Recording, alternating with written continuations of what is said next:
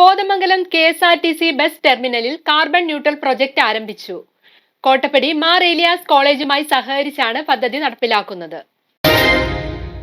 മലിനീകരണം കുറയ്ക്കുക എന്ന ലക്ഷ്യത്തോടെ നടപ്പിലാക്കുന്ന മാതൃകാപരമായ ഈ പദ്ധതി കേരളത്തിൽ തന്നെ ആദ്യം എന്നാണ് വിലയിരുത്തൽ. കോട്ടപ്പടി മാർ ഏലിയാസ് കോളേജിന്റെയും KSRTC കോതമംഗലം യൂണിറ്റിന്റെയും സഹകരണത്തോടെയാണ് ഇത് നടപ്പിൽ വരുത്തിയത്.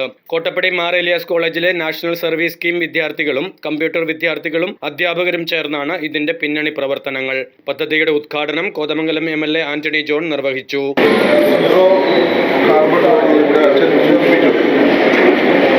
ഇതൊരു സമൂഹത്തിലുള്ള ഒരു പ്രതിബദ്ധത, പ്രത്യേകിച്ച് വരും തലമുറയെ കൂടി കരുതുന്ന നിലയിലുള്ള ഒരു ഇടപെടലാണ് കോട്ടപ്പടി മാർ ഏലിയാസ് കോളേജിലെ NSS യൂണിറ്റും കമ്പ്യൂട്ടർ സയൻസ് ഡിപ്പാർട്ട്മെന്റും ചേർത്ത് നടത്തിയിട്ടുള്ളത്. നമ്മുടെ ഡിപ്പോയെ സംബന്ധിച്ച് ഈ ഡിപ്പോയുടെ ചരിത്രത്തിലെ ഏറ്റവും വലിയ വികസനം സാധ്യമായ ഒരു കാലമാണ്. ഒരുപാട് മാറ്റങ്ങൾ, ഒരു ആധുനിക ബസ് ടെർമിനലടക്കം, അതോടൊപ്പം തന്നെ നമ്മുടെ ഡിപ്പോയുടെ വ്യത്യസ്തങ്ങളായിട്ടുള്ള പ്രവർത്തനങ്ങൾ, അത് മെച്ചപ്പെട്ട കളക്ഷനും അതോടൊപ്പം തന്നെ യാത്രക്കാർക്ക് മെച്ചപ്പെട്ട സേവനവും എല്ലാം ഉറപ്പുവരുത്താൻ കഴിയുന്ന നിലയിലുള്ള ഒരുപാട് പ്രവർത്തനങ്ങൾ ഇവിടെ നമുക്ക് സംഘടിപ്പിക്കാൻ വേണ്ടി സാധിച്ചിട്ടുണ്ട്.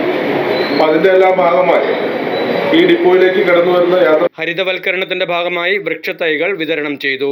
പദ്ധതിയുടെ DPR യോഗത്തിൽ MLA പ്രകാശനം ചെയ്തു. Solar lining, carbon neutral zero emission എന്നിവ സമയബന്ധിതമായി നടപ്പിലാക്കും.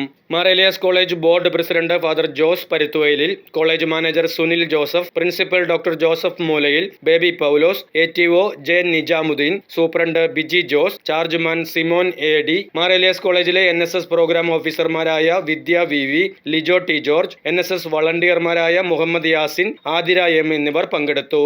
News desk media 60 Kothamangalam.